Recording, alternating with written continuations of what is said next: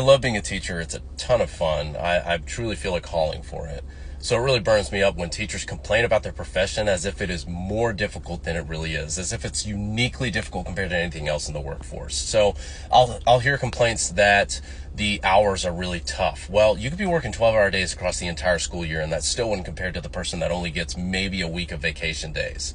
So that complaint is off the table. Then I'll hear complaints that the pay is terrible. Well, the pay's not great. You're not going to get rich off of it, but it works. You can build your life off of a teacher salary if you're smart with your money and if you're not going out and getting hammered every break that you get. There are some teachers I don't know why it's become so common in the profession to have teachers, as soon as they get a weekend or as soon as summer break starts, they're immediately hitting the beach, taking the top off and downing entire bottles of wine.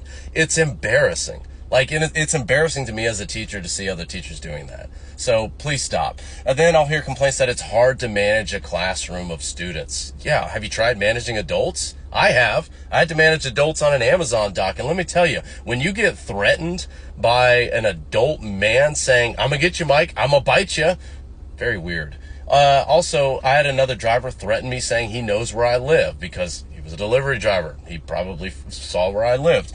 I had another driver, grown man in his 40s, stand outside his vehicle and pee himself. Couldn't find a restroom and thought that the next best option, other than running behind a tree or a dumpster, was to open his car door, stand outside, and calmly fill his pant legs full of urine. So that's what the rest of the workforce is working with when they manage adults. So that, see, in my perspective, the difference is when kids are acting like kids, that's not unusual, but it's a little crazy when adults act like children. And you'd be surprised how many adults act like children. Okay, I've calmed down a little bit.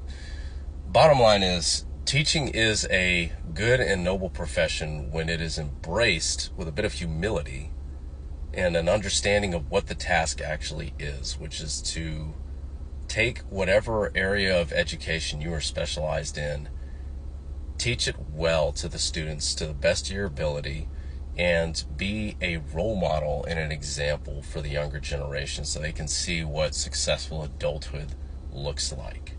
Okay? So if you're a teacher and you have forgotten about this particular role, if you think it's just about summers off, collecting an easy paycheck, or it's about, community and connection, it's not. You can form communities with other teachers. I get that. You can learn. You should always be a perpetual learner, but it's not about putting a bunch of alphabets